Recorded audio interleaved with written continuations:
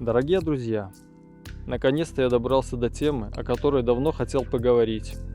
В моем понимании ЗОЖ– это философия, включающая в себя многие аспекты нашей жизни. Это и здоровье сознания, здоровье ума, здоровье духовное, душевное. Это умение жить в гармонии с природой, с миром, с собой. Это жизнь в балансе. Ну и, конечно же, это здоровье твоего тела, здоровье физическое.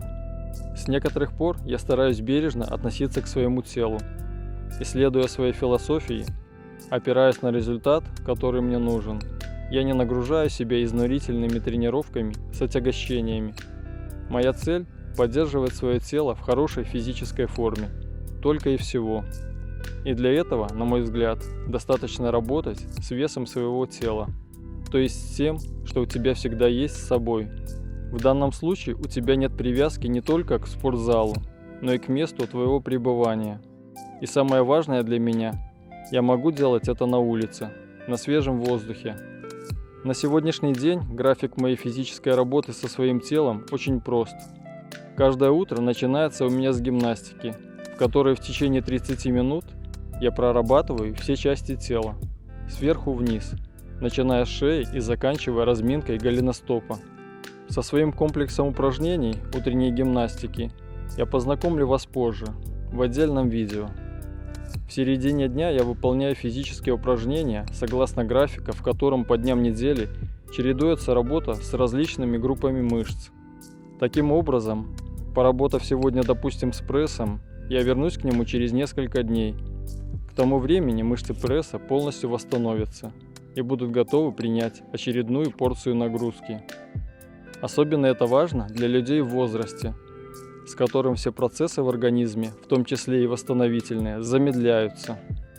И, конечно, необходимо знать и помнить о том, что чем больше и чаще мы напрягаем свои мышцы, тем больше в них накапливается волокон, которые после нагрузок не расслабляются, а остаются в напряженном, забитом состоянии.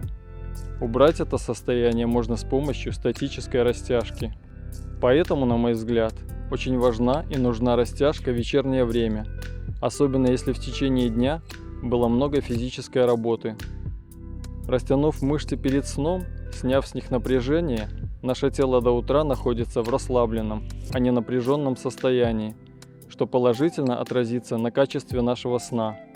И утром мы будем чувствовать себя отлично. А нужно-то для этого не более 5-7 минут времени. Поэтому я стараюсь делать растяжку предпочтительно в вечернее время. Ну и, конечно, немного о том, почему нужно работать максимально со всеми группами мышц. Выполняя движения различными группами мышц, у нас в мозгу работают соответствующие каждому движению нейронные связи. Если вы не задействуете некоторые группы мышц, соответствующие им структуры мозга, нейронные связи отмирают, разрушаются. И мозг в прямом смысле слова сжимается, усыхает. Соответственно, добавив в свою жизнь разнообразие в движении, мы формируем новые нейронные связи, и мозг начинает работать лучше. Движение благоприятно влияет на кровоснабжение мозга. В малоподвижном образе жизни многие артерии, вены пережимаются и циркуляция крови затрудняется. Активно задействуя различные группы мышц нашего тела, мы помогаем своей лимфатической системе работать максимально эффективно. Лимфа хорошо течет там, где есть движение, а течь она должна по всему телу. Поэтому работаем со всем телом. А еще физические нагрузки стимулируют выработку гормонов, регулирующих различные процессы в организме, насыщают кровь кислородом, укрепляют связки, увеличивают подвижность суставов. Не стоит забывать и о аэробных кардиотренировках, таких как ходьба, бег, плавание, велопрогулки, катание на коньках, лыжах, роликах. Совмещаем их с другими упражнениями в течение дня, и все у вас обязательно будет хорошо. Не зря было сказано мудрыми людьми, что движение – это жизнь. Все действительно так. Полностью согласен.